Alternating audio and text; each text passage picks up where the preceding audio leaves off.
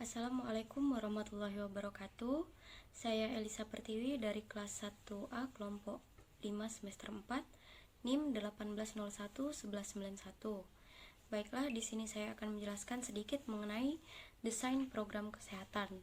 Contoh di sini adalah UKS atau usaha kesehatan sekolah.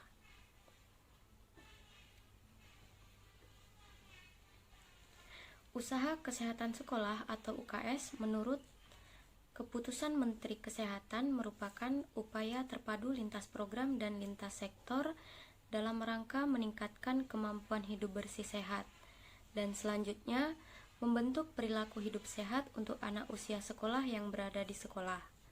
Sekolah yang dimaksud di sini meliputi jenjang pendidikan TK, SD, SMP, SMA, termasuk jalur pendidikan keagamaan seperti pondok pesantren. Tujuan usaha kesehatan sekolah atau UKS yaitu untuk meningkatkan mutu pendidikan dan prestasi belajar peserta didik dengan meningkatkan perilaku hidup bersih dan sehat dan derajat kesehatan peserta didik maupun warga sekolah serta menciptakan lingkungan yang sehat.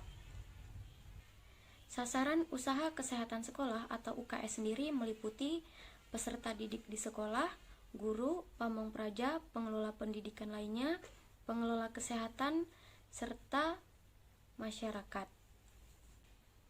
Manfaat dari program kesehatan sekolah. Yang pertama, menjawab kebutuhan baru, meningkatkan efikasi dari investasi yang lain dalam pengembangan anak, prestasi pendidikan yang lebih baik, mencapai kesetaraan sosial yang lebih baik, merupakan strategi yang sangat efektif biaya.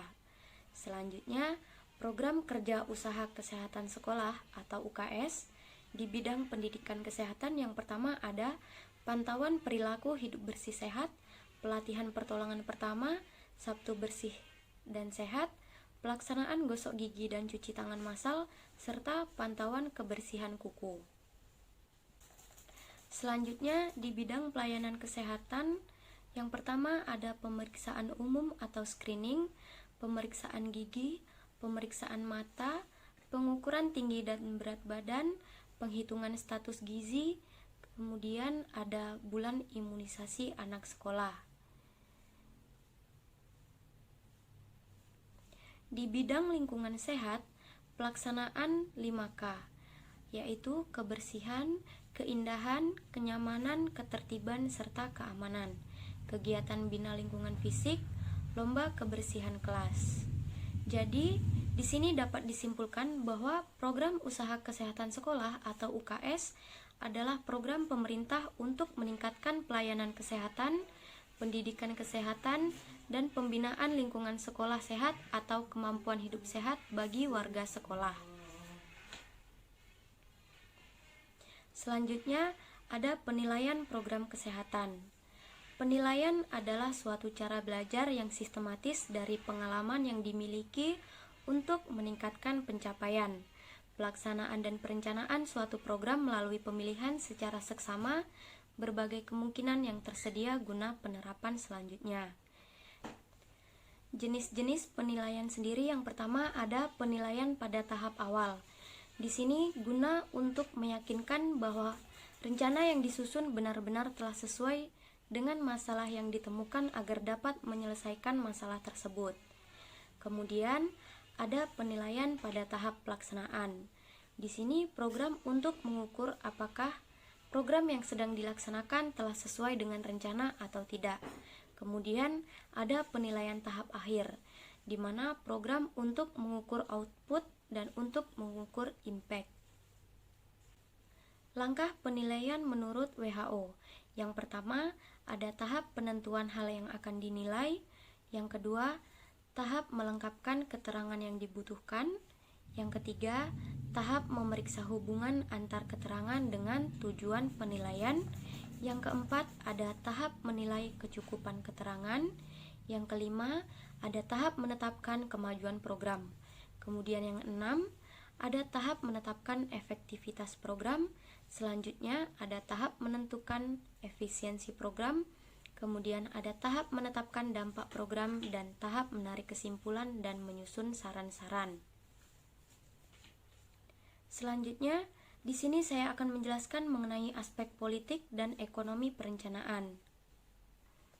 Pembangunan merupakan rangkaian usaha mewujudkan pertumbuhan dan perubahan secara terencana dan standar yang ditempuh oleh suatu negara bangsa menuju modernitas dalam rangka pembinaan bahasa.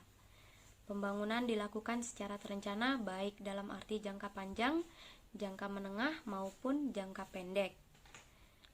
Perencanaan merupakan salah satu bagian dari proses pembangunan yang diidentifikasikan memiliki tantangan di masa yang akan datang di bidang politik, di mana posisi perencanaan pembangunan merupakan salah satu bidang kaji dari pembangunan administrasi dalam ilmu administrasi. Kemudian proses perencanaan pembangunan sendiri sangat erat kaitannya dengan konsep ruang dan waktu. Perencanaan sebagai suatu proses akan berjalan baik bukan saja dipengaruhi oleh kemampuan aktor-aktor yang berperan di dalamnya, tetapi juga sangat membutuhkan ruang politik yang kondusif dan mendukung terselenggaranya proses perencanaan yang berkualitas. Proses politik dalam perencanaan partisipatif. Perencanaan tidak lain merupakan sebuah proses politik yang menimbulkan adanya persaingan antar kelompok. Karena itu, kapasitas perencanaan harus mampu bersifat dan bertindak objektif dalam merekomendasikan solusi ketika terjadi perbedaan pendapat dalam pengambilan keputusan. Kemudian ada 3 jenis budaya politik berdasarkan orientasi politik yang dicirikan berdasarkan karakter-karakter yang ada dalam budaya politik. Yang pertama, budaya politik parsial, di mana kesadaran objek politiknya kecil atau tidak ada. Kelompok ini dapat ditemukan dalam lapisan masyarakat. Kemudian yang kedua, ada budaya politik kaula, di mana berorientasi terhadap sistem politik dan berpengaruh terhadap output yang mempengaruhi kehidupan, seperti tunjangan sosial dan hukum, namun tidak berpartisipasi dalam proses input. Kemudian yang ketiga, ada budaya politik partisipan. Di sini individu yang berorientasi terhadap struktur input dan proses, serta terlibat di dalamnya atau melihat dirinya sebagai potensial terlibat, mengartikulasikan tuntutan dan pembuatan keputusan. Selanjutnya, 3 substansi yang perlu dicermati dalam suatu proses perencanaan partisipatif. Yang pertama, ada hak dan tindakan masyarakat menyampaikan aspirasi, gagasan, kebutuhan, kepentingan dan tuntutan terhadap komunitas terdekatnya maupun kebijakan pemerintah. Yang kedua, ada ruang dan kapasitas masyarakat dalam mempengaruhi dan menentukan kebijakan serta terlibat aktif mengelola barang-barang publik. Kemudian yang ketiga, ada kontrol masyarakat terhadap lingkungan dan komunitasnya maupun proses politik yang terkait dengan pemerintah. Selanjutnya ada monitoring program kesehatan.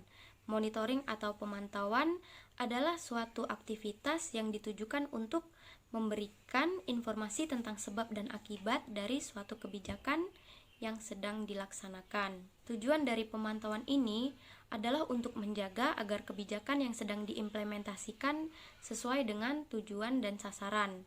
Kemudian menemukan kesalahan sedini mungkin sehingga mengurangi risiko yang lebih besar.